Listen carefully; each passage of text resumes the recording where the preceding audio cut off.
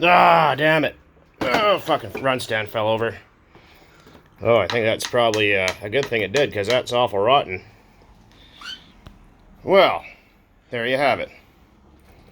It lives. Pretty awesome.